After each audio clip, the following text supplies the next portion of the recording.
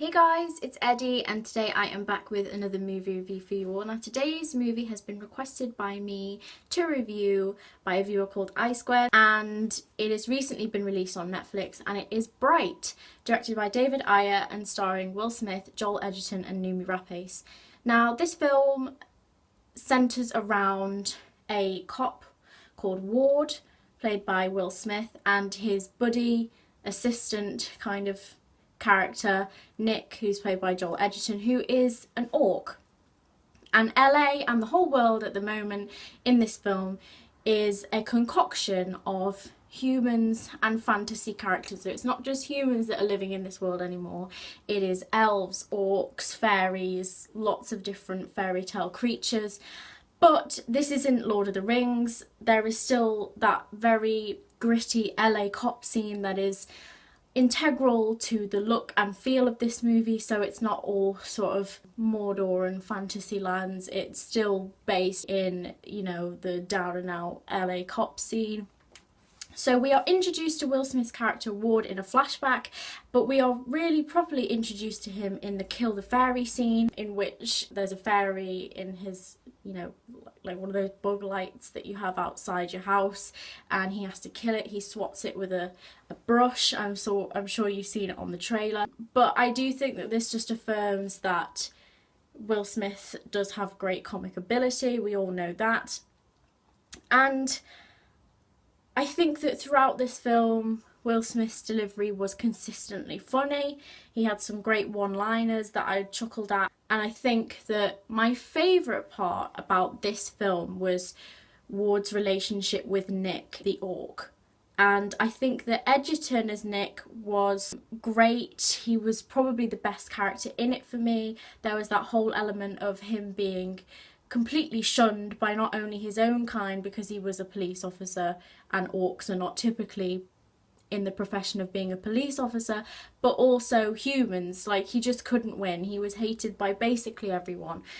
And, you know, you felt incredibly sorry for him. And I think that, especially in the earlier scenes, Edgerton and Smith had a great sort of rapport.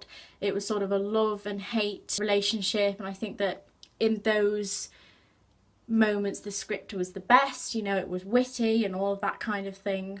At the beginning, because there's so many unanswered questions with Ward and Nick's relationship, and also the flashback you see at the beginning of Ward being shot, there are a lot of questions that you don't necessarily get answered straight away, and you have to piece it together until you get, you know, some answers about half an hour into the film.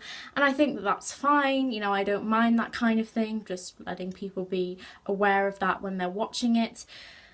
But I think that, you know, the whole anti-orc element of this film could be interpreted more deeply as a comment on like racial status in our world today. I was like, yeah, I mean, I can see what they're doing with this, and it's resonant with things that are still going on today. So you could take that interpretation of it, but you could also just take the not so deep interpretation of, you know, these are just fantasy characters and, you know, we shouldn't take it too deeply, but you could see it as symbolic in a way. I think that, as I said, my favourite part of the film was Nick's relationship with Ward and the interesting plot with Ward having to gain a confession from Nick about letting a fellow orc go. It was a great sort of re-envisioning of the cop genre, and I thought that the blend between the gritty reality of downtown LA and the human reality and the fantasy was really, really good. It kind of reminded me of District 9 in a way. I liked it. It felt innovative. It didn't feel like anything that I'd seen before. But once we moved away from the whole issue with Nick and Ward, I felt that it became slightly over complex, and because we start to get introduced to this whole thing with the Brights, which are like elves that can have control of a wand. Apparently if a human or someone who's not a bright attempts to hold a wand, then they'll just like spontaneously combust. But I think that once we moved away from the whole issue with Ward and Nick, and we got to the overarching story of the Brights, and it became this bigger arcing narrative, I got a little bit bored. Let's just say. I really did find myself invested in those two characters' relationship, and obviously that is a constant theme throughout. We see it in the bigger moments and we see it represented in the bigger elements of the plot, but the overarching storyline was just a little bit lackluster for me. I thought that obviously the characters were interesting, so we get introduced to Noomi Rapace's character, who is the partially silent evil elf villain. But some of her action scenes were absolutely fantastic and breathtaking. She did all these like jumps and flips, and she did those superhero lands where it's like on one knee, and I thought that was really cool. But I just couldn't really engage with the story. I'm not sure why.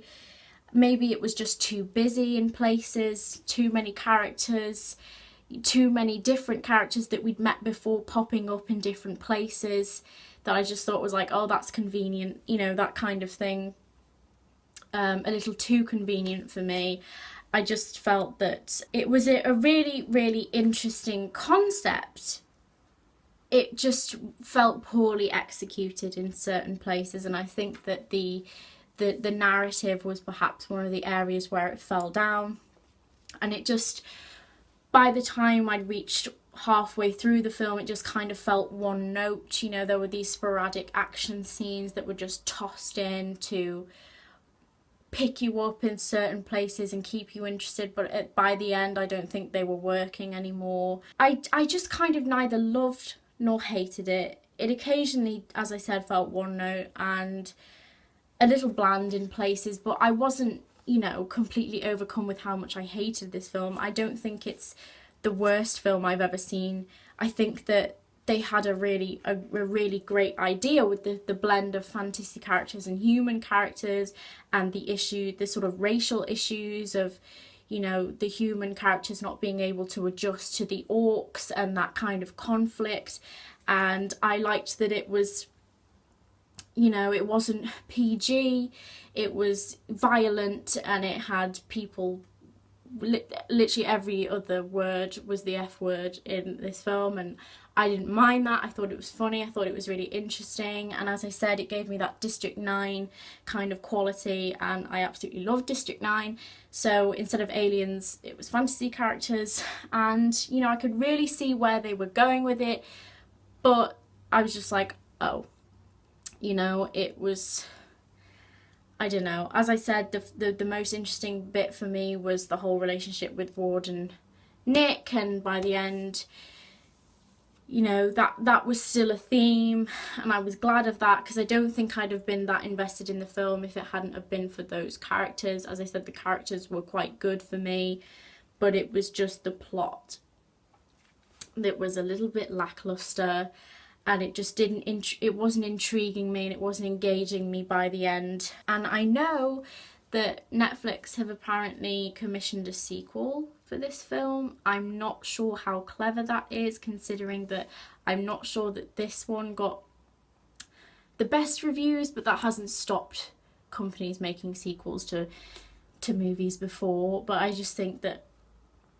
obviously they've got a whole fantasy world at their hands, or David Ayer has, and, you know, they've got the potential to do another storyline, no problem. But hopefully it will just be a little bit more exciting than this one.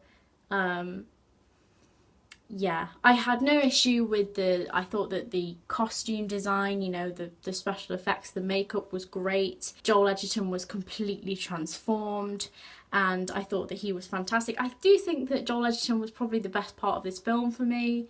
Just his sort of bumbling portrayal of Nick the Orc was really fun, and I just liked him a lot, but the others weren't.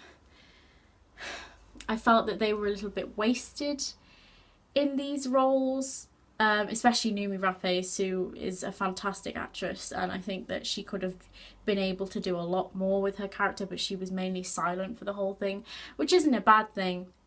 but she sort of came into it like 45 minutes in, and I was just like, oh, like she's really cool, kind of wish I'd seen more of her and it hadn't just been in action scenes or her screaming, you know. So I do think that there were some missed opportunities.